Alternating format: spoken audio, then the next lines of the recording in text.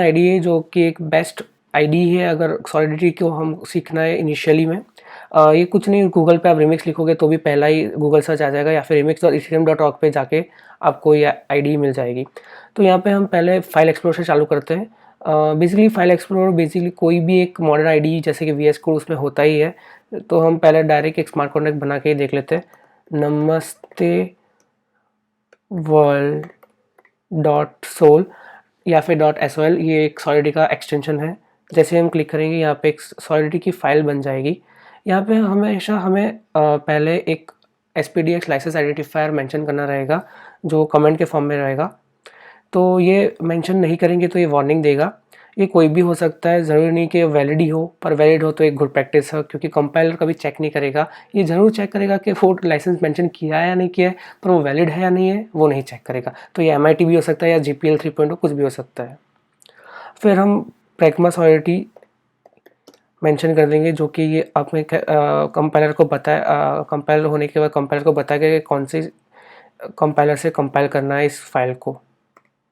ठीक, यहाँ पे हम ऐसा भी लिख सकते हैं कि वो ग्रेटर देन इक्वल टू 0.8.0 से लेके लेस देन 0.9.0, ये ऐसे भी हम मेंशन करते हैं कि 0.8 से लेके 0.9 तक कोई भी कंपाइलर से वो कंपाइल हो सकता है।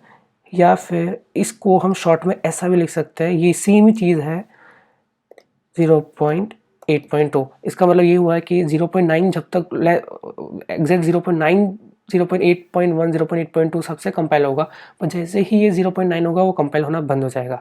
पर ऐसे ना करते हुए हम एग्जैक्ट एक 0.8.7 हम मेंशन कर देते हैं, क्योंकि एक परफेक्ट कंपाइलर मेंशन करना एक गुड प्रैक्टिस रहेगा। फिर हम यहाँ पे अपना कॉन्ट्रैक्ट चालू करेंगे लिखना। कॉन्ट्रैक्ट का नाम देख देते हैं, नमस्ते वर्ल्ड।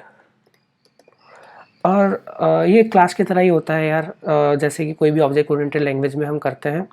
तो ये कॉन्ट्रैक्ट एक जैसे पाइथन में क्लास लिखते हैं, क्लास का नाम, वैसे ही कॉन्ट्रैक्ट का नाम।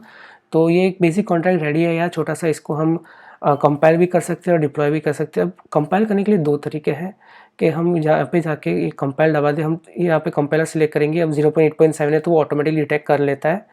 तो हम जैसे ही कंपाइल करेंगे ये कोड कंपाइल हो जाएगा और ये ग्रीन टिक से हमें पता चल जाएगा। अगर कोई एरर होगा तो वो यहाँ पे मेंशन कर देगा और नीचे भी बता देगा।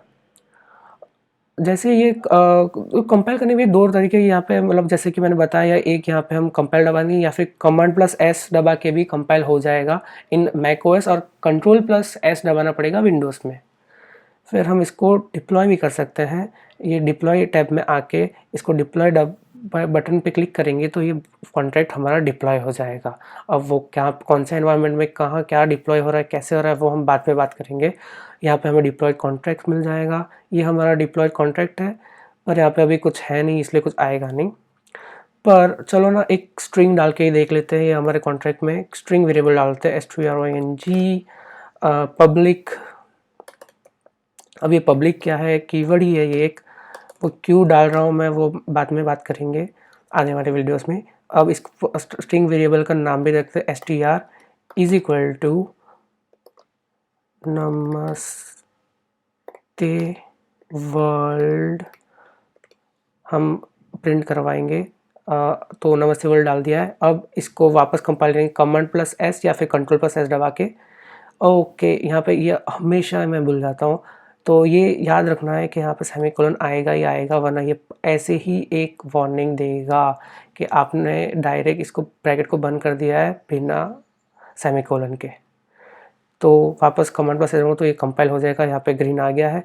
फिर इसको मैं वापस डिप्लॉय करूँगा तो ये जो डिप्लॉय हुआ वो कॉन्ट्रैक्ट यहाँ पे बताएगा, और यहाँ पे str नाम का एक पब्लिक फंक्शन बन चुका है जिसको मैं क्लिक करूँगा तो वो मेरे को वैल्यू देगा जो स्ट्रिंग वेरिएबल में मैंने स्टोर की थी str वाली। तो नमस्ते वर्ल्ड यहाँ पे आ गया है। अब याद रखने का कि ये वाला जो कॉन्ट्रैक्ट है उसमें वो स्ट्रिंग पब्लिक मैंने नहीं बनाई थी, स्ट्रिंग वेरिएबल नहीं बनाया था, तो इधर कुछ नहीं है। और यहाँ पे है ये फंक्शन क्योंकि मैंने ये पब्लिक वेरिएबल बनाया है। और ये दोनों ही कॉन्ट्रैक्ट अभी एग्जिस्ट करते हैं ये सिस्टम में। क्यों? क्योंकि ये कॉन्ट्रैक्ट है, ये कॉन्ट्रैक्ट है वो एक क्लास है, और ये जो दो है वो अलग अलग दो इंस्टेंस है। जो पहला इंस्टेंस है उसमें स्ट्रिंग वेरिएबल नहीं था, और दूसरे इंस्टेंस में स्ट्रिंग वेरिएबल मैंने डाल दिया था। तो ये दोनों एग्जिस्ट करते हैं सिस्टम में।